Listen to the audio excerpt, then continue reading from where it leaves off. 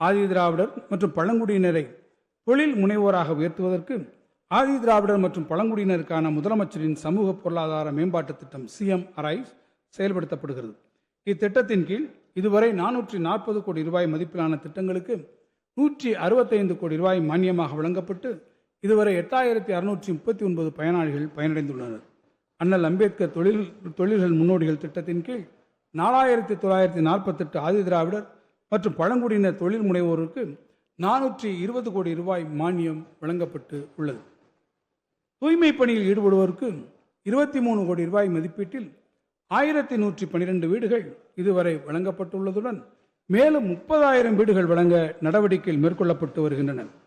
தூய்மை பணியில் ஈடுபட்டு வரும் பணியாளர்களை தொழில் முனைவோராக மாற்றிடும் நோக்கில் செயல்படுத்தப்படும் மானியத்துடன் கூடிய சுய தொழில் திட்டத்தின் கீழ் இதுவரை 10 கோடி ரூபாய் நிதியுதவி வழங்கப்பட்டுள்ளது.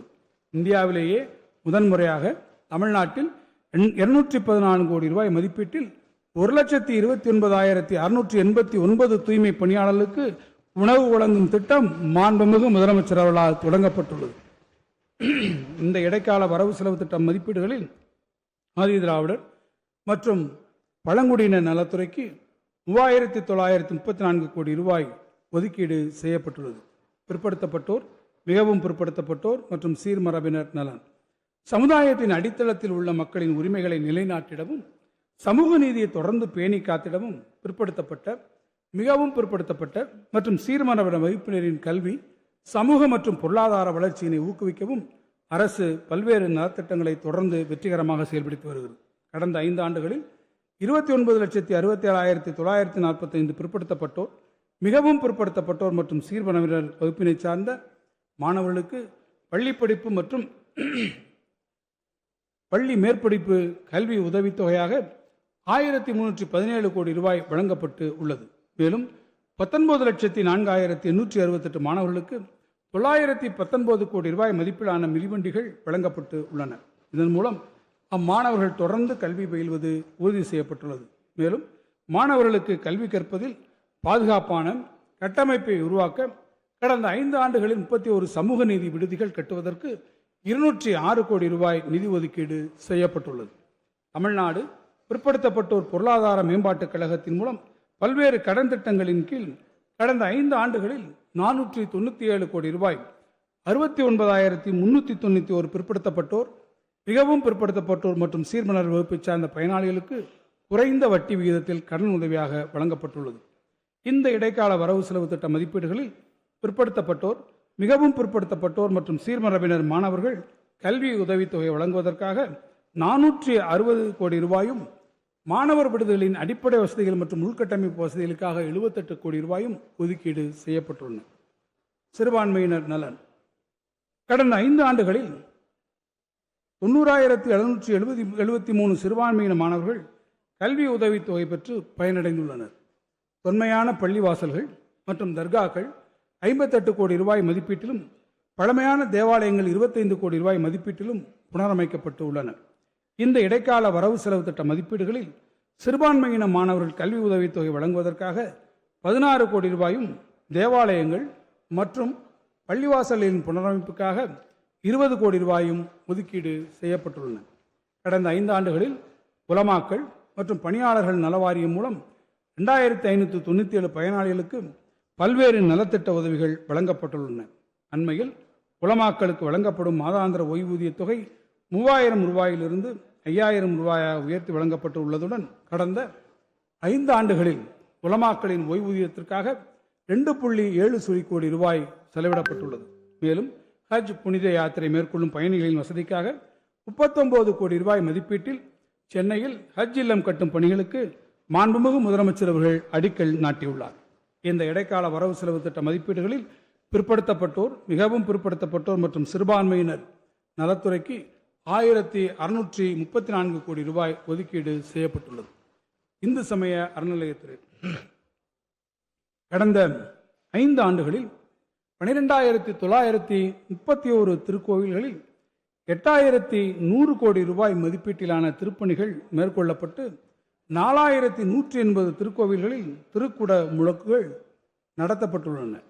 1000 ஆண்டுகள் பழமையான திருக்கோவில்களை புனரமைத்து பாதுகாத்திடும் வகையில் கடந்த 4 ஆண்டுகளில் அரசு நிதி 425 கோடி ரூபாய் ஒதுக்கீடு செய்யப்பட்டு இதுவரை 84 திருக்கோவில்களில் திருக்குடமுழுக்குகள் நிறைவு பெற்றுள்ளன.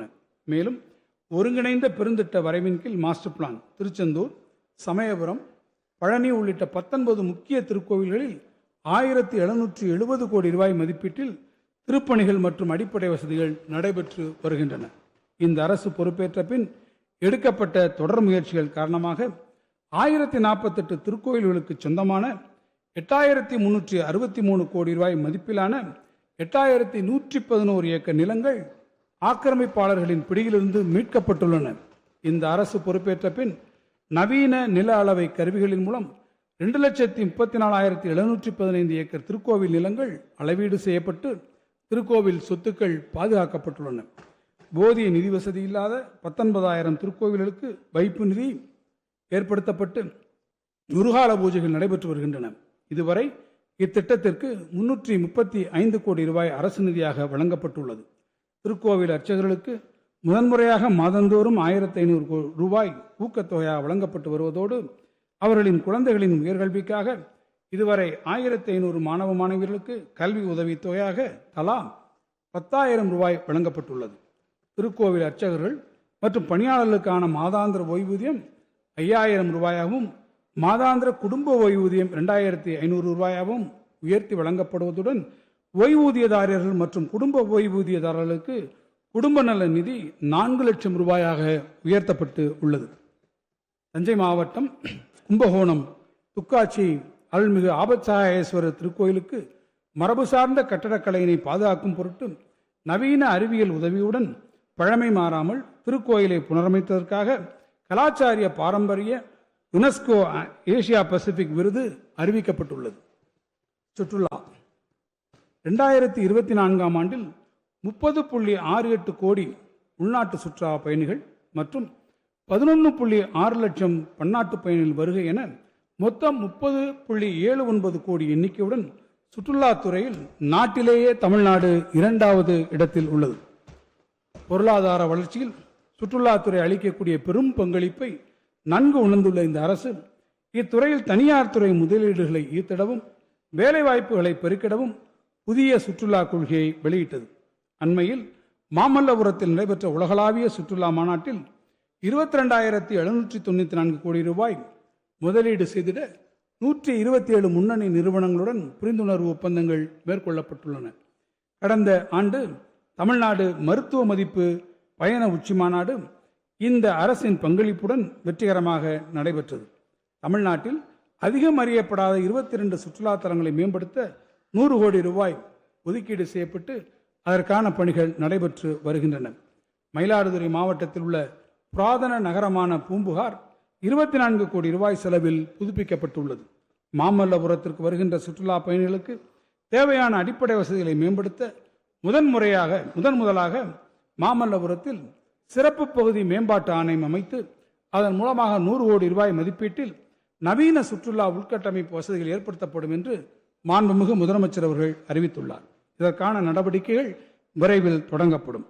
கன்னியாகுமரியில் கடற்கரை முகப்பு பகுதி மேம்பாட்டு பணிகளை சிறப்பாக மேற்கொண்டதற்காகவும் நீலகிரி மாவட்டம் உள்ளாடாம், கோயம்புத்தூர் மாவட்டம் வேட்டைக்காரன்புதூர் ஆகியவை சிறந்த சுற்றுலா கிராமங்களாக தேர்ந்தெடுக்கப்பட்டதற்காகவும் ஒன்றிய அரசின் விருதுகள் 2023 ஆண்டில் பெறப்பட்டுள்ளன.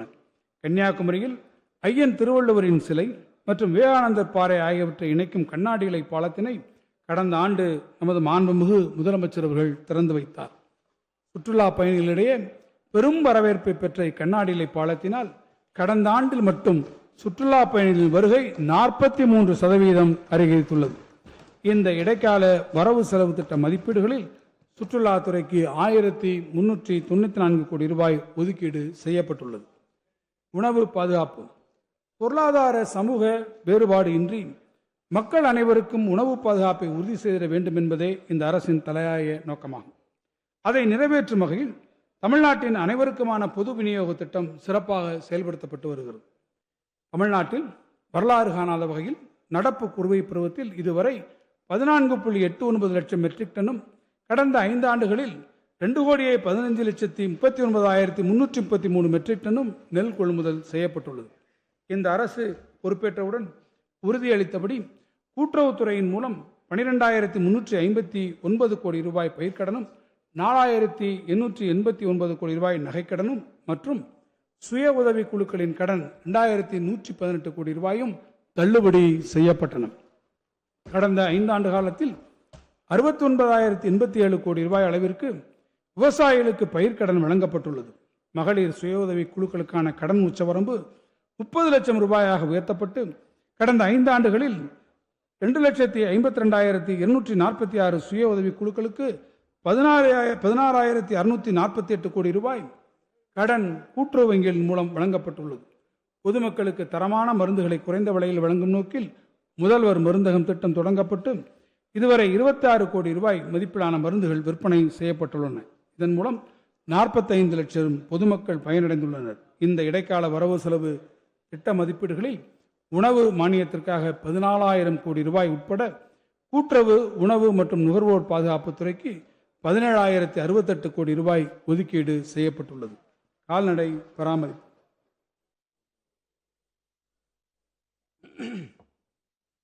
நடமாடும் கால்நடை மருத்துவ ஊர்திகள் மூலம் தொலைதூர பகுதியில் உள்ள விவசாயிகளின் கால்நடைகளுக்கு சிறப்பான கால்நடை மருத்துவ சேவை வழங்கப்பட்டு வருகிறது. இதுவரை 57 கோடி ரூபாய் செலவில் 2,20,126 கிராம முகாம்களில் 45 லட்சம் கால்நடைகளுக்கு சிகிச்சை அளிக்கப்பட்டுள்ளது. கைவிடப்பட்ட மற்றும் அவதியுறும் கால்நடைகளின் உணவு தேவை, மருத்துவ உதவி, ஆம்புலன்ஸ் மற்றும் உள்கட்டமைப்பு வசதிகளை மேம்படுத்துவதற்காக தமிழ்நாடு விலங்குகள் நல வாரியத்தின் மூலம் செயல்படுத்தப்படும் வள்ளலார் பல்லுயிர் காப்பகங்கள் திட்டத்திற்கு இதுவரை 35 கோடி ரூபாய் ஒதுக்கீடு செய்யப்பட்டுள்ளது. மீன்வளம் மற்றும் மீனவர் நலன் சமூக பொருளாதார முக்கியத்துவம் வாய்ந்த மீன் வளங்களை சுற்றுச்சூழலுக்கு உகந்த வகையில் பாதுகாத்து பராமரிப்பதற்கு இந்த அரசு முக்கியத்துவம் அளித்து வருகிறது. மீனவர்களின் பாதுகாப்பு மற்றும் நலவாழ்விற்கு அதிகபட்ச முன்னுரிமை அளிக்கப்படுகிறது. சுற்றுச்சூழலுக்கு உகந்த நிலையான செயல்திறன் மிக்க திட்டங்கள் மூலம் மாநிலத்தின் மீன்வளத்துறை வளர்ச்சி பெற்ற துறையாக திகழ்கிறது. இலங்கை அரசால் சிறைபிடிக்கப்பட்டு மீட்க இயலாத நிலையில் உள்ள 309 விசைப்படகுகள் 51 நாட்டுப்படகுகளின் உரிமையாளர்களுக்கு கடந்த 5 ஆண்டுகளில் 20 கோடி ரூபாய் முதலமைச்சரின் பொது நிவாரண நிதியிலிருந்து நிவாரணத் தொகை வழங்கப்பட்டுள்ளது. மேலும் தமிழ்நாடு மீனவ நல வாரியத்திலிருந்து இறந்த மற்றும் காணாமல் போன மீனவர்களின் குடும்பங்களுக்கு 18 கோடி ரூபாய் நிவாரணமாக வழங்கப்பட்டு உள்ளது. மீனவர்களுக்கு மாற்று வாழ்வாதாரம் வழங்குவதற்காகவும் மீனவர்கள் தென்பகுதியில் மீன்பிடிக்க செல்ல ஏதுவாகவும் சிறப்பு வாழ்வாதார தொகுப்பு திட்டத்தினை மாண்புமிகு முதலமைச்சர் அவர்கள் தமிழ்நாடு சட்டமன்ற பேரவையில் அறிவித்தார்கள். இத்திட்டத்தின் ஒரு பகுதியாக ராமநாதபுரம் மாவட்டத்தில் தங்கச்சிமடம் பகுதியில் மீன்பிடி துறைமுகம் 150 கோடி ரூபாய் மதிப்பீட்டிலும், பாம்பன் பகுதியில் தூண்டின் விளைவு 58 கோடி ரூபாய் மதிப்பீட்டிலும் மற்றும் குந்துக்கால் பகுதியில் மீன்பிடி இறங்குதளம் 148 கோடி ரூபாய் மதிப்பீட்டிலும் என மொத்தம் 356 கோடி ரூபாய் செலவில் மேற்கண்ட பணிகள் நடைபெற்று வருகின்றன. கடந்த 5 ஆண்டுகளில் 3,357 கோடி ரூபாய் மதிப்பீட்டிலான 246 மின்வள உள்கட்டமைப்பு மேம்பாட்டு திட்டங்களுக்கான பணிகள் செயல்பாட்டிற்கு எடுத்துக் கொள்ளப்பட்டுள்ளன.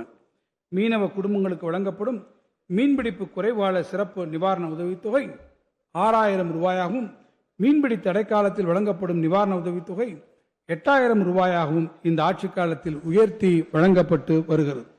கடந்த 5 ஆண்டுகளில் மீன்பிடிவு குறைவுகால நிவாரணத் தொகை, மீன்பிடி தடைக்கால நிவாரணத் தொகை மற்றும் கடல் மீனவர் மற்றும் மீனவ மகளிருக்கான சேமிப்பு மற்றும் நிவாரண திட்டங்களின் கீழ் 1,659 கோடி ரூபாய் நிவாரணமாக வழங்கப்பட்டு உள்ளது. பால்வளம் கிராமப்புற மக்களின் பொருளாதார முன்னேற்றத்திற்கு உதவியாக இருக்கக்கூடிய பால்வளத்துறையின் வளர்ச்சிக்கும் பொதுமக்கள் அனைவருக்கும் தரமான பால் கிடைப்பதற்கும் தேவையான அனைத்து நடவடிக்கைகளையும் இந்த அரசு மேற்கொண்டு வருகிறது. பால் பண்ணைகள் நவீனமயமாக்கலுக்காக கடந்த 5 ஆண்டுகளில் 758 கோடி ரூபாய் செலவிடப்பட்டுள்ளது. பால் கொள்முதல் விலையினை லிட்டருக்கு 3 ரூபாய் உயர்த்தியதன் மூலம் 3.7 லட்சம் பால் உற்பத்தியாளர்களும், விற்பனை விலையை லிட்டருக்கு 3 ரூபாய் குறைத்ததன் மூலம் நுகர்வோர்கள் ஆண்டொன்றுக்கு 270 கோடி ரூபாய் சேமிப்பும் பெற்று பயனடைந்து வருகின்றனர். இந்த இடைக்கால வரவு செலவு திட்ட மதிப்பீடுகளில் கால்நடை பராமரிப்பு, பால்வளம், மீன்வளம் மற்றும் மீனவர் நலத்துறைக்கு 4435 கோடி ரூபாய் ஒதுக்கீடு செய்யப்பட்டுள்ளது. கைத்தறி மற்றும் துணிநூல். நலிவடைந்த கைத்தறி நெசவாளர் கூட்டுறவு சங்கங்களுக்கு புத்துயிர் ஊட்டுவதற்கான தேவையான மூலதன உதவியை வழங்கிடும் நோக்கத்தோடு கைத்தறி ஆதரவு திட்டம், விசைத்தறி தொழிலை மேம்படுத்திட விசைத்தறி நவீனமயமாக்கும் திட்டம், தொழில்நுட்ப ஜவுளித்துறையின் உற்பத்தியை ஊக்குவிக்க தமிழ்நாடு தொழில்நுட்ப ஜவுளி இயக்கம், கைவினைஞர்கள் தயாரிக்கும் கைவினைப் பொருட்களை மின் வணிக முறை மூலம் உலக சந்தைகளுக்கு விரிவுபடுத்த கைவினை சந்தைப்படுத்துதல் இயக்கம் ஆகிய புதிய திட்டங்களை இந்த அரசு நடைமுறைப்படுத்தி வருகிறது. நெசவாளர் முத்ரா திட்டத்தை நடைமுறைப்படுத்துவதில் தமிழ்நாடு தொடர்ந்து முதன்மை மாநிலமாக திகழ்வதை இந்த அரசு உறுதி செய்துள்ளது. கைத்தறி ரகங்களின் ஏற்றுமதியினை அதிகரிக்கும் நோக்கிலும் நெசவாளர்களுக்கு வேலைவாய்ப்பு ஏற்படுத்தி தரவும் 20 கோடி ரூபாய் மதிப்பீட்டில் 10 புதிய கைத்தறி பூங்காக்கள் அமைக்கப்பட்டு வருகின்றன. பட்டுச்சேலைகளுக்கு புகழ்பெற்ற ஆரணி பகுதியில் 5000 கைத்தறி நெசவாளர்களுக்கு வேலைவாய்ப்பு வழங்கும் வகையில் டாக்டர் கலைஞர் கருணாநிதி நூற்றாண்டு நினைவு கைத்தறி பட்டுப்பூங்கா 24 கோடி ரூபாய் மதிப்பீட்டில் அமைக்கப்பட்டு வருகிறது. ஏறத்தாழ 70,000 கைத்தறி நெசவாளர்கள் பயன்பெறும் வகையில் கைத்தறி நெசவாளர்களுக்கு வழங்கப்படும் கட்டணமில்லா மின்சாரம் 2 மாதங்களுக்கு 300 அலகுகளாக 2023ஆம் ஆண்டு முதல் உயர்த்தி வழங்கப்பட்டு வருகிறது. ஏறத்தாழ 1,60,000 விசைத்தறி நெசவாளர்கள் பயன்பெறும் வகையில் விசைத்தறி நெசவாளர்களுக்கான விலையில்லா மின்சாரம் 2 மாதங்களுக்கு 1000 அலகுகள் வரை உயர்த்தியும் 1000 அலகுகளுக்கு மேல் மானிய விலையிலும் 2023ஆம் ஆண்டு முதல் வழங்கப்பட்டு வருகிறது. 28,108 கைத்தறி நெசவாளர்கள் பயன்பெறும் வகையில் தமிழ்நாடு கூட்டுறவு கைத்தறி நெசவாளர் முதியோர் ஓய்வூதிய திட்டத்தின் கீழ் வழங்கப்பட்டு வரும் முதியோர் ஓய்வூதியம் 2023ஆம் ஆண்டு முதல் மாதம் ஒன்றுக்கு 1,200 ரூபாயாக உயர்த்தி வழங்கப்படுகிறது. ஒவ்வொரு ஆண்டும் 1.77 கோடி ஆண்கள் மற்றும் 1.77 கோடி பெண்கள் பயன்பெறும் வகையில் கைத்தறி நெசவாளர்களுக்கு தொடர் வேலைவாய்ப்பும் வழங்கி வரும் வேட்டி சேலை வழங்கும் திட்டத்தினை செயல்படுத்த கடந்த 5 ஆண்டுகளில் 3021 கோடி ரூபாய் ஒதுக்கீடு செய்யப்பட்டுள்ளது. ஜவுளி தொழிலில் முன்னணி வகிக்கும் தமிழ்நாட்டில் தொழில்நுட்ப ஜவுளியின் ஒரு பிரிவான விளையாட்டு ஜவுளி ஆடைகளின் தரமான உற்பத்தியினை உறுதி செய்திடவும் அவற்றின் தரத்தினை பரிசோதிக்கவும் கோயம்புத்தூரில் உள்ள தென்னிந்திய ஜவுளி ஆராய்ச்சி கழகத்தில் சிட்ரா கோயம்புத்தூர் 6 கோடி ரூபாய் மதிப்பீட்டில் நவீன தரப்பரிசோதனை மையம் அட்வான்ஸ்ட் குவாலிட்டி டெஸ்டிங் லெபார்டரி ஒன்றை நிறுவவும் நடவடிக்கைகள் மேற்கொள்ளப்பட்டுள்ளன. இந்த இடைக்கால வரவு செலவு திட்ட மதிப்பீடுகளில் வேட்டி சேலை வழங்கும் திட்டத்திற்கு 612 கோடி ரூபாய் உட்பட கைத்தறி, கைத்திறன், துணிநூல் மற்றும் கதத்துறைக்கு 1943 கோடி ரூபாய் ஒதுக்கீடு செய்யப்பட்டுள்ளது. வீட்டு வசதி மற்றும் நகர்ப்புற வளர்ச்சி. செயல்திறன் மற்றும் வெளிப்படைத்தன்மை கணிசமாக மேம்படுத்துவதன் ஒரு பகுதியாக மனைப்பிரிவு மற்றும் கட்டட விண்ணப்பங்களுக்கான திட்ட அனுமதிகளை எளிதாக பெறுவதற்கென ஒற்றைச்சாளர முறை அறிமுகப்படுத்தியுள்ளது. இந்த திட்டத்தின் கீழ் 24,446 மனைப்பிரிவு விண்ணப்பங்களும் 9,002 கட்டட விண்ணப்பங்களுக்கு அனுமதி வழங்கிடவும் தடையின்மை சான்று NOC வழங்கும் 11 துறைகளும் ஒற்றைச்சாளர முறையில் ஒருங்கிணைக்கப்பட்டுள்ளன. பொதுமக்கள் சுயசான்றிதழ் திட்டத்தின் கீழ் கட்டட அனுமதியை எளிதாகவும் உடனடியாகவும் பெறும் திட்டங்கள் அறிமுகப்படுத்தப்பட்டு இதுவரை 1.7 லட்சத்திற்கும் மேற்பட்ட பயனாளிகள் பயன்பெற்றுள்ளனர். 3,500 சதுர அடி வரை மனைப்பரப்பில் கட்டப்படும் குடியிருப்புகளுக்கு பொருந்தும் இத்திட்டத்தின் மூலம் பொருளாதாரத்தில் நலிவடைந்த பிரிவினர் மற்றும் நடுத்தர பிரிவினர் பெருமளவு பயன்பெற்று வருகின்றனர். கோயம்புத்தூர், மதுரை, ஓசூர் மற்றும் ராஜபாளையம் ஆகிய 4 நகரங்களுக்கான பெருந்திட்டங்களுக்கு ஒப்புதல் வழங்கப்பட்டுள்ளது. சென்னையின் உயிர் நாடியாக நகர்ப்புற போக்குவரத்து விளங்குகிறது. கிளாம்பாக்கத்தில் தற்போது முழுமையாக செயல்பட்டு வரும் கலைஞர் நூற்றாண்டு பேருந்து முனையம் தென் மாவட்டங்களுக்கான இணைப்பை மேம்படுத்துவதுடன் கோயம்பேடு முனையத்தின் போக்குவரத்து நெரிசலையும் கணிசமாக குறைத்துள்ளது. இதனைத் தொடர்ந்து மேற்கு நோக்கி செல்லும் பேருந்து போக்குவரத்திற்காக கூத்தம்பாக்கம் புறநகர் பேருந்து முனையம் விரைவில் பயன்பாட்டிற்கு வர உள்ளது. இந்த முனையங்கள் பேருந்து இயக்கங்களை பரவலாக்கி பெருநகர பகுதி முழுவதும் சீரான போக்குவரத்தை உறுதி செய்யும். தமிழ்நாடு நகர்ப்புற வாழ்விட மேம்பாட்டு வாரியத்தின் மூலம் பயனாளிகள் தாமாக வீடு கட்டுகள் திட்டத்தின் கீழ் வீடு ஒன்றுக்கு 2.1 லட்சம் ரூபாய் மானியத்தில் 2,21,212 வீடுகள் கட்டி முடிக்கப்பட்டு உள்ள நிலையில் 43,309 வீடுகளுக்கான கட்டுமானப் பணிகள் முன்னேற்றத்தில் உள்ளன. மேலும் பொருளாதாரத்தில் நலிவுற்ற மக்களுக்காக 58,811 அடுக்குமாடி குடியிருப்புகளின் கட்டுமானப் பணிகள் முடிவடைந்துள்ள நிலையில் 53,827 அடுக்குமாடி குடியிருப்புகளுக்கான பணிகள் முன்னேற்றத்தில் உள்ளன. அடுக்குமாடி குடியிருப்புகளை மறுகட்டுமானம் செய்யும் திட்டத்தின் கீழ் 11,054 சிதிலமடைந்த குடியிருப்புகள் மறுகட்டுமானம் செய்யப்பட்டு உள்ளன. மேலும் 29,555 குடியிருப்புகளின் மறுகட்டுமான பணிகள் முன்னேற்றத்தில் உள்ளன.